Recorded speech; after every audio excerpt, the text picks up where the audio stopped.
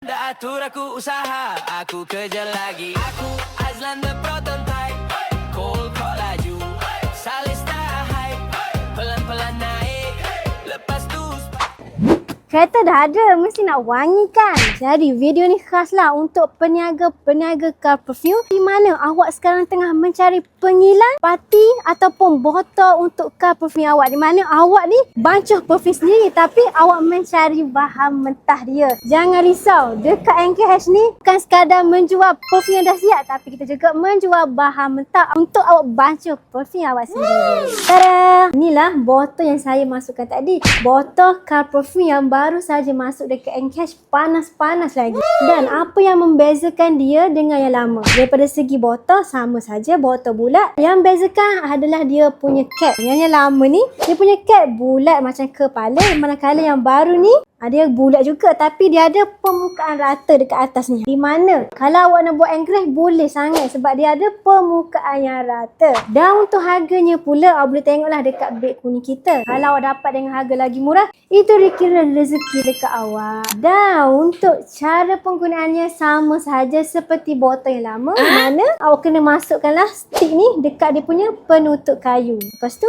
masukkan teruslah dalam punya botol. Dan kalau awak nak kereta awak lebih harum, bau yang lebih merebak, awak terbalikkan dia punya botol, biarkan basah dia punya cap, lepas tu barulah bauan itu akan merebak ke seluruh kereta awak.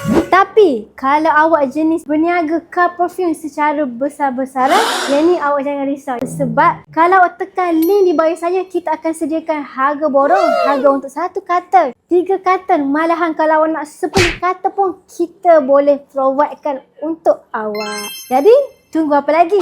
Terus tekan beg kuning untuk pembelian segera. Dan juga jangan lupa dengan tagline saya, ketahanan dan keharuman wangi awak keutamaan saya. Ingat tagline saya, ingat NKH Perfume. Bye-bye.